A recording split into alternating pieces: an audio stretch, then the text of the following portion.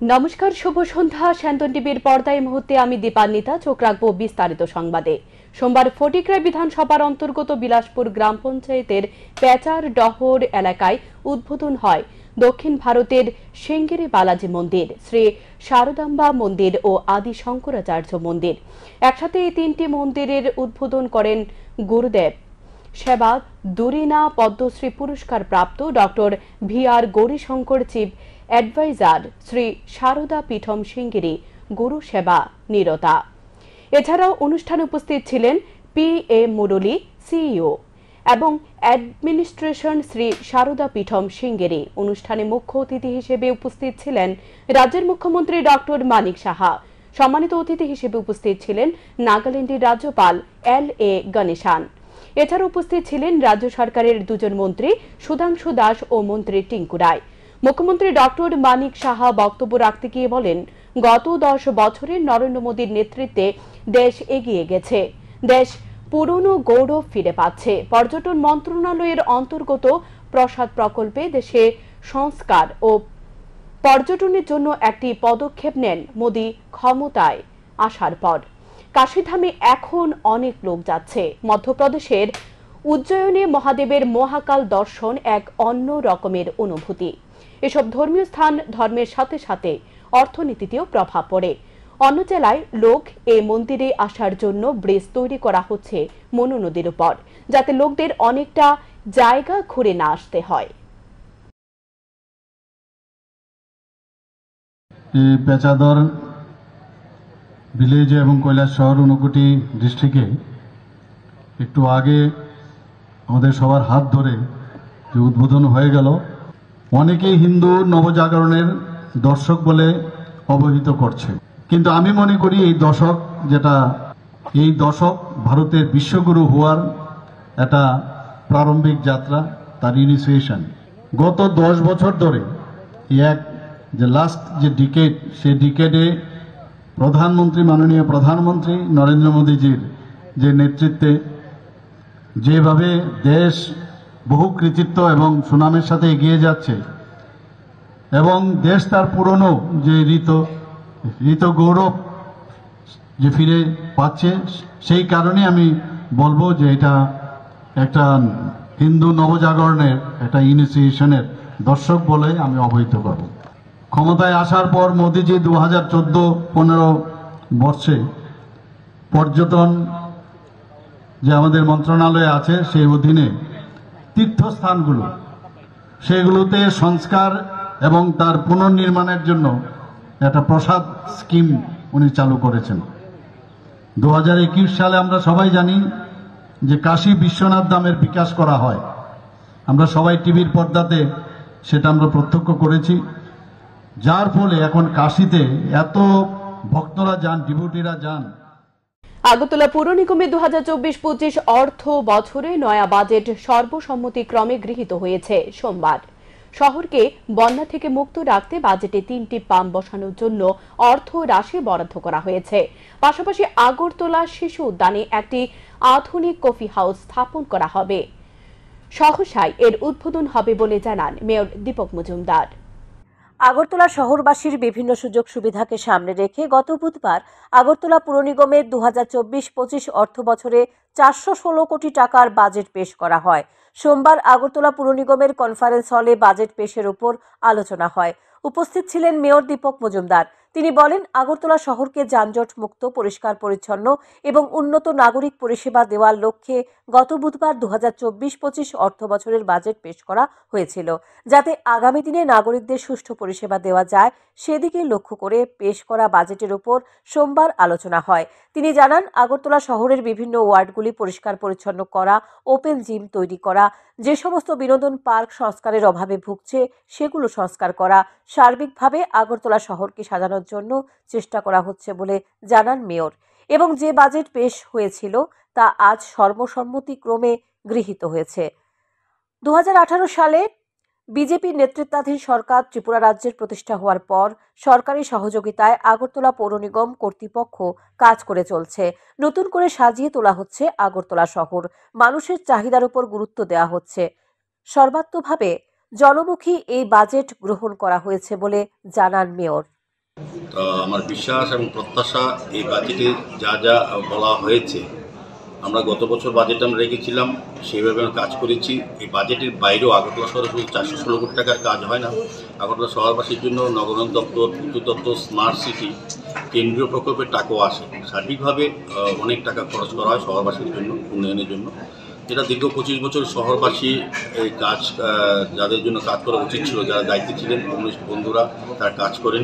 তা আমাদের দায়িত্ব বেড়ে গেছে, আমরা সেটাকে সামনে রেখে 2 বছর আমরা অনেক কাজ করেছি। আমি বলবো যদি 25 বছর আর 2 বছরকে মেলান, আমাদের স্কেলটা অনেক বেশি। আমাদের সরকার 2018 বিজেপি নেত্রী সরকার আসার পর সার্বিক রাজ্যের উন্নয়নের সঙ্গে সঙ্গে আগরতলা শহরের উন্নয়নে কিন্তু আমাদের সরকার কাজ করেছেন, কাজ করে চলেছেন। আগামী দিনে আমরা করব।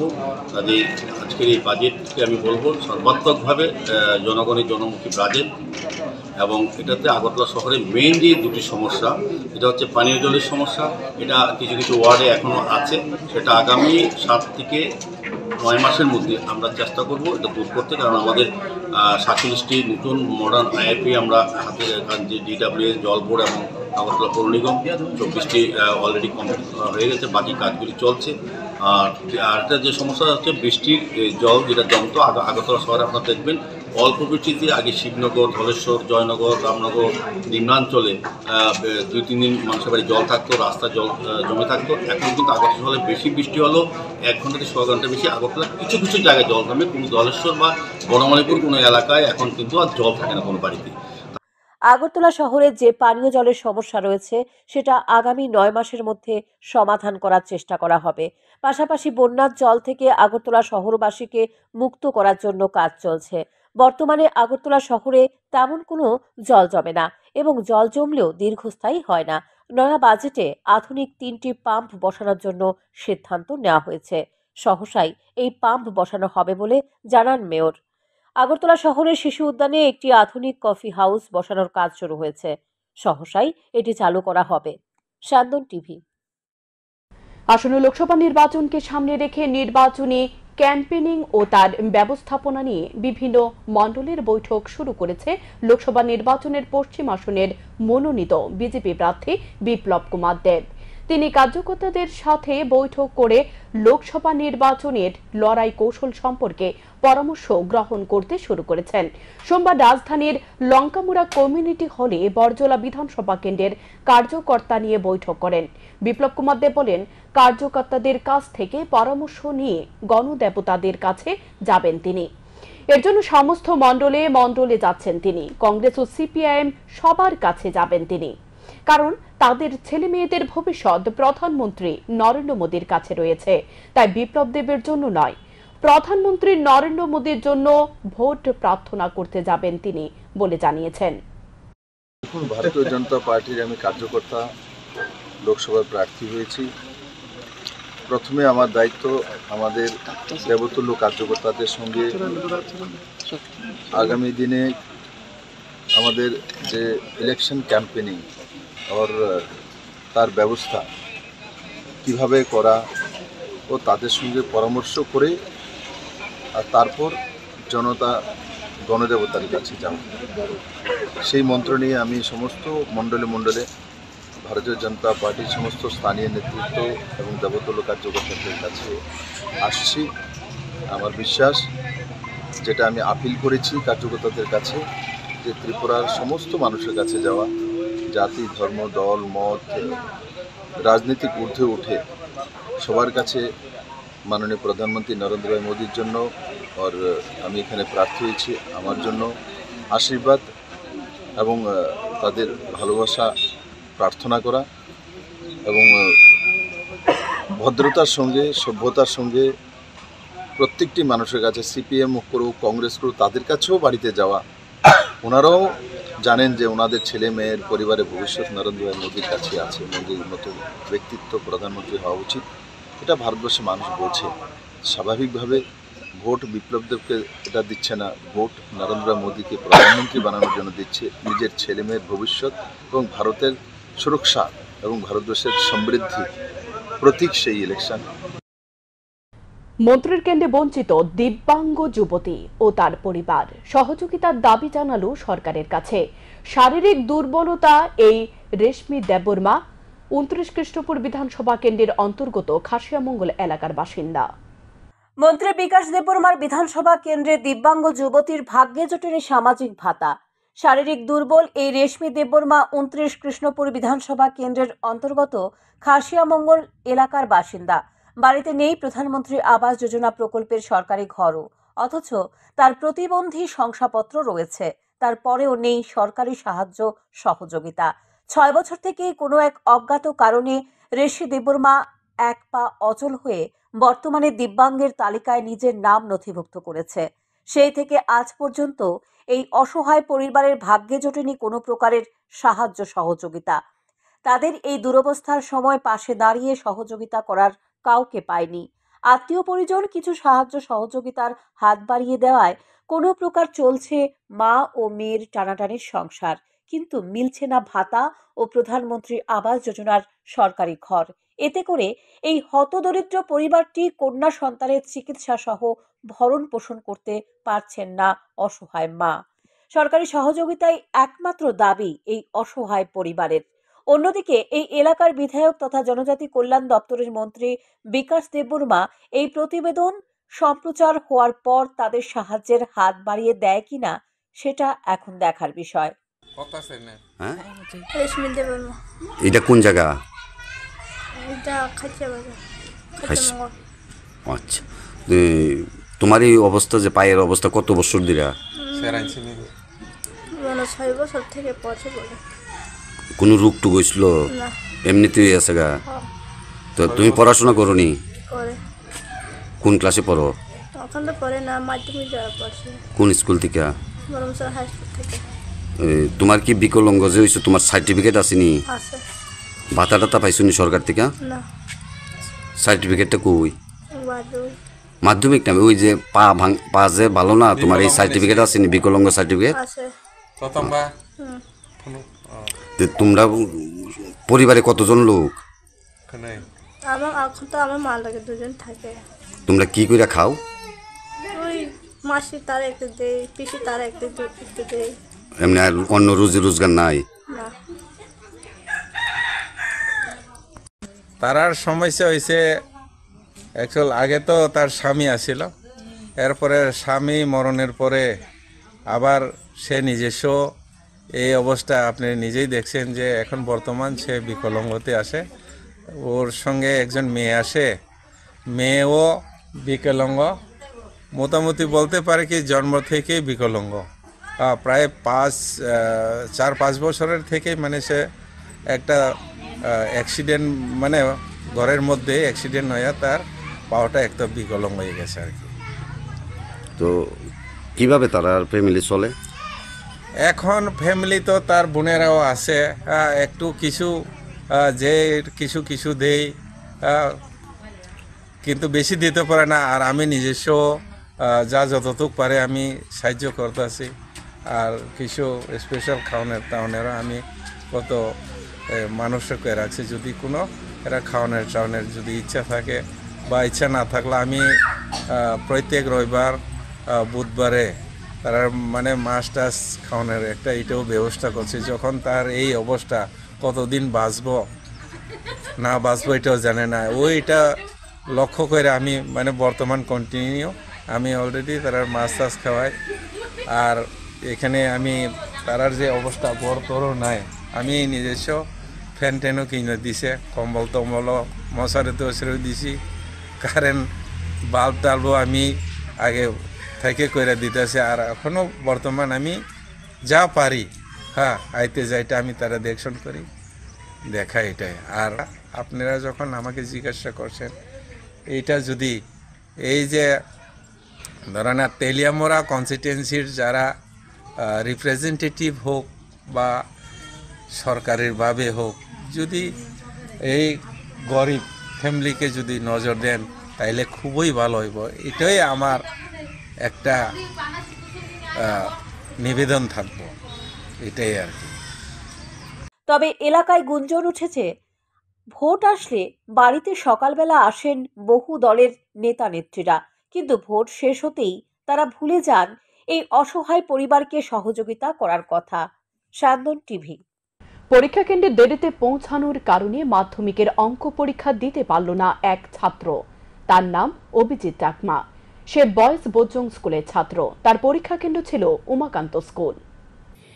একই সিদ্ধান্তে অঙ্ক পরীক্ষায় বসতে পারলেন না মাধ্যমিকের এক পরীক্ষার্থী। সোমবার ছিল মাধ্যমিক পরীক্ষার্থীদের অঙ্ক পরীক্ষা। ট্রেন বিলম্বের কারণে বয়েজ বোজং স্কুলের ছাত্র অভিজিৎ চাকমা পরীক্ষায় বসতে পারেনি এদিন। তার বক্তব্য, তার পরীক্ষা কেন্দ্র রাজধানীর উমাকান্ত একাডেমিতে। রবিবার কোনো এক কারণবশত তাকে যেতে হয়েছিল বাড়িতে।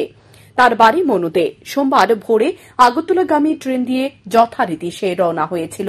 ট্রেন বিলম্ব হওয়ায় রিজার্ভ গাড়ি নিয়ে সে আগরতলা রেল স্টেশন থেকে পরীক্ষা কেন্দ্রে আসে সকাল 10:45 নাগাদ। কিন্তু নির্দিষ্ট সময়ের মধ্যে না আসার কারণে তাকে পরীক্ষা কেন্দ্রে প্রবেশ করতে দেওয়া হয়নি। সে জানায়, স্কুলের প্রধান শিক্ষক তাকে বলেছে তার পেপার বাতিল করে দিয়েছে, তাই এখন আর সে পরীক্ষা কেন্দ্রে প্রবেশ করতে পারবে না। একথা শুনে অভিজিৎ হতাশ হয়ে পড়ে পরীক্ষা কেন্দ্রের সামনে। বহু অনুরোধ করার পরেও তাকে পরীক্ষা কেন্দ্রে প্রবেশ করতে দেয়নি। তারপর সে তার স্কুলের সাথে যোগাযোগ করলে কোনো সহযোগিতা পায়নি। শেষ পর্যন্ত হতাশাগ্রস্ত ছাত্র পরীক্ষায় বসতে না পেরে কান্নায় ভেঙে পড়েন। অভিজিৎ চাকমা। কোন ক্লাস? ক্লাস 10 মাধ্যমিক দিতেছ না? তো তোমার কারণটা একটু মানে আমি অল্প কারণে আমি বাড়ি যাওয়া লাগছে, যাই সেইরা অল্প ট্রেনটা লেট হয়েছে কি ট্রেনটা লেট হইয়া এবং 10:45 দেয় পড়ছি, এখানে ঢুকতে দেয় না। আমার স্কুলে ঢুকতে দিছে না? কোন স্কুলে পড়ছে তোমার সিট? উমাকান্ত। Umakanta English medium? আচ্ছা, বাংলা মিডিয়াম। উমাকান্ত বাংলা মিডিয়ামে না? উমাকান্ত বাংলা মিডিয়ামে তোমার সিট পড়ছে, তোমার ঢুকতে দিচ্ছে না। 10:45 গিয়ে পড়ছো, তো ট্রেন লেট হয়ে গেছো। আচ্ছা, তো তুমি স্টেশন থেকে এমনি গেছো? গাড়ি রিজার্ভ করে গেছি। গাড়ি রিজার্ভ করে গেছো। তোমার বাড়ি হইতেছে কোনখানো? মনু। মনু। মনু শিববার। আজকে কি পরীক্ষা আসলো? ম্যাথ আসলো। আচ্ছা, না তোমার ঢুকতে দিছে না? না কি কইছে তারা? তারা কইতাছে 15 মিনিট পরে বলে আমার পেপার বলে ক্যান্সেল করে দিছে। 15 মিনিট পরে তোমার পেপার দিয়ে দিছে, দেখে ক্যান্সেল করে দিছে। 15 মিনিট বলে ক্যান্সেল করে দিছে। সব এই কথা কইছে, ক্যান্সেল করে দিছে কইছে? হেডমাস্টার কইছে। হেডমাস্টার এই কথা কইছে না? তবে আগরতলা শহরের সবচেয়ে বড় সমস্যা যানজট। একজন ছাত্র যদি কয়েক মিনিট দেরিতে পরীক্ষা কেন্দ্রে পৌঁছায়, তাহলে কেন তাকে বিকল্প সুযোগ না দিয়ে পরীক্ষা কেন্দ্রে প্রবেশ করতে দেওয়া হচ্ছে না? কয়েক মিনিটের ব্যবধানে এ ধরনের কঠোর সিদ্ধান্ত গ্রহণযোগ্য নয় অভিভাবক মহলের কাছে। কারণ একজন ছাত্রকে বহু প্রস্তুতি নিয়ে পরীক্ষায় বসতে হয়। এভাবে কয়েক মিনিটের ব্যবধানে পরীক্ষা কেন্দ্রে পৌঁছালে কঠোর মনোভাবাপন্ন দেখানো শিক্ষক শিক্ষিকাদের ভূমিকা চরম হতাশাগ্রস্তের। এমন কঠোর সিদ্ধান্তে ছাত্রের ভবিষ্যৎ অন্ধকারের দিকে চলে যায়। স্যান্দন টিভি। আর্থিকভাবে চিকিৎসা করাতে পারছে না পঞ্চম শ্রেণীর ছাত্রের পরিবার। তার নাম মরিয়ম বেগম। বাড়ি সোনামুড়া মহকুমার কালাপানিয়া গ্রাম পঞ্চায়েতের 1 নং ওয়ার্ড এলাকায়। সরকারি সহযোগিতার দাবি করল অসহায় পরিবার। অসহায়তার মাঝে আবার কঠিন পরীক্ষায় পরিবার। সকলের সহযোগিতা চাইল মেয়ে ও মা। সোনামুড়া মহকুমার কালাপানিয়া গ্রাম পঞ্চায়েতের 1 নং ওয়ার্ডের বাসিন্দা লোকমান মিয়ার মেয়ে মরিয়ম বেগম। গত 6 মাস আগে ডেঙ্গু জ্বরে আক্রান্ত হয়ে 3 মাস জিবি হাসপাতালে ভর্তি ছিলেন। তারপর থেকে তার ডান পা অচল হয়ে পড়ে। হাড় ফাঁকা হয়ে যাওয়ায় হাঁটতে পারেন না মরিয়ম। পায়ের হাড়ের জোড়া ক্ষয় হয়ে গেছে বলে প্রাথমিকভাবে জানিয়েছেন চিকিৎসকরা। এর জন্য সার্জারির প্রয়োজন। চিকিৎসক অর্থ জোগাড় করার জন্য বলেছেন তার পরিবারকে, কিন্তু টাকার অভাবে সার্জারি করাতে পারছে না তার বাবা। তার বাবা পেশায় ধর্মীয় কাজের সাথে যুক্ত। কোন রকমে সংসার পরিচালনা করেন। তার উপর নেই ভালো একটি থাকার ঘর। নথিপত্রের সমস্যার জেরে আয়ুষ্মান কার্ডের সুযোগ সুবিধা থেকে বঞ্চিত মরিয়মের পরিবার। মরিয়মের মা জানিয়েছেন, ইতিমধ্যে গ্রাম প্রধান সহ অনেকের কাছে তিনি গিয়ে সহযোগিতার দাবি করেছেন। গ্রাম প্রধান 6,000 টাকা সহযোগিতাও করেছেন, কিন্তু সার্জারির জন্য প্রয়োজন অনেক টাকা। রাজ্য সরকার বিষয়টি গুরুত্ব দিয়ে যদি সহযোগিতার হাত বাড়িয়ে দেয় এবং আয়ুষ্মান কার্ডের সুযোগ করে দেয়, তাহলে মেয়ের চিকিৎসা করাতে পারবে বলে জানান অসহায় মা। আমার মেয়ে ডেঙ্গু জ্বর হয়েছিল, ডেঙ্গু জ্বরের পর থেকে পরে ডাক্তারের কাছে নিচে ওষুধ দিয়েছিল, পরে পুরো 3 মাস আমি জিবি হসপিটালে ভর্তি আছিলাম। তারপরে এরপরে জিবি হসপিটাল ভর্তি থাকার পরে এক্সরে করাইছে, কইছে হাড্ডিটা ফাঁক হয়ে গেছে। ফাঁক হওয়ার পর কোন জায়গার হাড্ডি? মানে এখানে রানের জোড়ার হাড্ডিটা। তারপরে বেন্টিস করছে, বেন্টিস করানোর পরে যখন বেন্টিস করছে হ্যাঁ আরো চিকলা বিকলা আরো মানে ফাও মানে ইতেনে করতে পারতেছে না। এখন কি হাঁটতে পারে না? এখন পারতে পারে না। এখন হে হাড্ডিটা এখন এটা কেন প্রাইভেট ডাক্তার দিয়েছি তো কইছে হাড্ডিটা নষ্ট হয়ে গেছে, এটা অপারেশন করার লাগবে। মানে টাকা পয়সা আছে না আপনার? না না, যা টাকা পয়সা আসছিল জিবি হসপিটালে আমার 60-70 হাজার টাকা গেছে। মানুষও দিচ্ছে, নিজের কাছে কিছু আসছিল, এটা পুরা। কি করে তার বাবু? তার বাবু হ্যাঁ পাগল, মানে মাজার খাজা বাবার দরবারে রিটার্ন করে তেনে যা পায় এটা মানে কোনোরকমের সংসারটা চলে। গেছি আমরা গ্রামের প্রধানের কাছে গেছিলাম, গেছি আর 6,000 টাকা হ্যাঁ ওইখান করে দিছে। করোনার পরে হ্যাঁ প্রধানও চেন্নাই হসপিটাল গেছে, ভর্তি আছিল। এখন বাড়িতে আছে না সেটা আমি আর কইতে পারি না, আমি বাড়িতে লড়তে পারি না। তার হাগা মুতা কত টাকা লাগে কইছে? তুমি কত লাখ টাকা লাগে এটা কইছে না, কইছে যে তুমি টিয়া জোগাড় করো আর আয়ুষ্মান কার্ডটা তুমি জোগাড় করো। আয়ুষ্মান কার্ড আছে না এখন? না না, আয়ুষ্মান কার্ড নাই ওখানে। রেশন কার্ডে তার অনলাইনের নামটা এটা হইছে না। যা আমি সবার কাছে এটা অনুরোধ করতে আছি যে মা বোনেরা বা বাবা বোনেরা আমার মেয়েরা যেন একটু আত্ম পারে, সবার কাছে আমি একটু অনুরোধ করতে আছি সবাই যেন একটু খেয়াল রাখে আমার মায়ের দিকে। সাহায্য যদি করতে পারে তাহলে আমার মায়েরা একটু বাঁচা যায়। আমি একদম গরিব, মুখ্যমন্ত্রীর কাছে আমি সাহায্য চাই, সবার কাছে আমি এটা করতে আছি, অনুরোধ করতে আছি। মরিয়ম 5ম শ্রেণীর ছাত্রী, তার বয়স মাত্র 10 বছর। সহযোগিতা পেলে তার পরিবার উপকৃত হবে বলে মনে করছে স্যান্দন টিভি। বাড়ি থেকে স্কুলে যাওয়ার সময় দুর্ঘটনার কবলে পড়ে গুরুতরভাবে আহত হল 8ম শ্রেণীতে পাঠরত এক ছাত্র। আহত ছাত্রের নাম বিশাল নমো। ঘটনা সোনামুড়া মহকুমার মতিনগর এলাকায়। আহত বিশাল নমো বর্তমানে জিবি হাসপাতালে চিকিৎসাধীন। আহত বিশাল নমোর পরিবারের এক সদস্য জানান, এদিন পায়ে হেঁটে বিশাল স্কুলের উদ্দেশ্যে রওনা হয়। বাড়ি থেকে বেরিয়ে কিছু দূর যাওয়ার পর প্রতিবেশী এক যুবক স্কুলে পৌঁছে দেওয়ার কথা বলে বিশালকে তার বাইকে তোলে। স্কুলে যাওয়ার সময় মাঝ রাস্তায় বাইক দুর্ঘটনায় আহত হয় বিশাল। তবে কিভাবে বিশাল বাইক থেকে পড়ে যায় তা তারা জানে না। আহত বিশালকে পরিবারের লোকজন প্রথমে মতিনগর প্রাথমিক হাসপাতালে নিয়ে যায়। সেখান থেকে তাকে উন্নত চিকিৎসার জন্য জিবি হাসপাতালে রেফার করে দেওয়া হয়।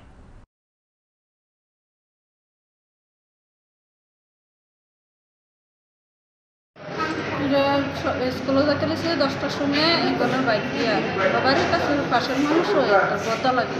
তারপরে কেসে পরে মতিনগর মধ্য রাস্তা দিয়ে সেটা গাড়ির লগে বাড়ি গেছে। কি গাড়ি আসলো? কি গাড়ি আমরা বলতাম পারি না, আমরা তো বাড়িতে আসলাম। তারপরে অ্যাক্সিডেন্ট করে সেটা মতিনগর হাসপাতাল লয়ে গেছে। আপনার ছেলে কি বাইকে আসছিল? হ্যাঁ বাইকে আসছিল। কার সঙ্গে আসছিল? সঙ্গে আসছিল তার বদা একজন, বাড়ির পাশাপাশি বদাটা হয় আর কি। তো গেছে পরে তারপরে মতিনগর হাসপাতাল নিয়ে সেটা ওরা ফোন করছে, আমরা বাড়ির লোকেরা। তারপরে আমরা তো গেছি। এখন অব্দি জানা গেছে নি কি গাড়ি ধাক্কা দিছে? হ্যাঁ এখন অব্দি জানা গেছে নি কি গাড়ি আসছিল এটা? না না। পরে আপনারা কিভাবে খবর পাইছেন? আমরা ফোনে খবর করছে মতিনগর হাসপাতাল থেকে। গাড়িটা আটক করা হয়েছে না, গাড়ি আটক করেছে, গাড়ি লাগাই দিয়ে সেটা গেছে। এখন ছেলের অবস্থা কিরকম? এখন ছেলেটার অবস্থা বেশি ভালো না, বাম পায়ে বেশি বেশি। ছেলের নাম কি? বিশাল নমো। বয়সটা কত? 15 বছর। মহিলাদের ঋণ মুকুবের দাবিতে পশ্চিম জেলার জেলা শাসকের নিকট ডেপুটেশন প্রদান করল ত্রিপুরা মহিলা সংগ্রাম পরিষদ। এদিন ত্রিপুরা মহিলা সংগ্রাম পরিষদের নেতৃত্বরা ঋণগ্রস্ত মহিলাদের সাথে নিয়ে পশ্চিম জেলার জেলা শাসকের কার্যালয়ে যায় এবং জেলা শাসকের নিকট ডেপুটেশন প্রদান করে। ডেপুটেশন প্রদানকালে ত্রিপুরা মহিলা সংগ্রাম পরিষদের পক্ষে উপস্থিত ছিলেন সংগঠনের সাধারণ সম্পাদিকা রিজিয়া খাতুন। তিনি জানান, রাজ্যের শ্রমজীবী মানুষ ঋণগ্রস্ত হয়ে পড়েছে, তাই তাদের ঋণ মুকুব করে দেওয়া সহ মোট 3 দফা দাবি আদায়ের লক্ষ্যে এদিন পশ্চিম ত্রিপুরা জেলার জেলা শাসকের নিকট ডেপুটেশন প্রদান করা হয়েছে। বাচ্চার বাপের অ্যাক্সিডেন্ট করছে মার্চ মাসে গত 2023-এ এরপরে ভর্তি হয় না। আমি আমার এক বুড়ি স্বর্ণ বিয়া দিয়ে সেটা স্বামী দিয়ে সুস্থ করছি। এরপর বাচ্চাটা আমার ডেলিভারি হয়েছে, আইসি ভর্তি ছিলাম 9 দিন। এরপর আমি বন্ধন দিতে পারছি না, আমার ডিভিশন হয়ে গেছে। তারপরে আমার লোন দিতাম, আমি লোন দিতে পারতাম, লোন দিতে পারতাম না। আমার বাচ্চা লই আমি সুস্থ আছি না, আমি লোন দিতে পারতাম না। কি করে সব মিশে আমি কইছি মানে না, এরপরে আজ আমরা দিয়ে যে বলে পারেন তো কুচু কুচু করে দিছি। এরপরে একটা স্যার আছিল মিটন স্যার, তাই কিনা আমার ইয়া নিছে, লোন দিয়ে ইয়া করে নিছে। তাইনের পর কইছি, তাইনের পর কইছি স্যার আমার লোনটা কাটাই দেন, আমার কাটাই যদি কিছু লয়ে দেন আমি বাচ্চাটা লয়ে সত্যি লয়ে পড়ছি। এখনকার মতো সংবাদ এ পর্যন্তই। চোখ রাখুন স্যান্দন টিভির পর্দায়।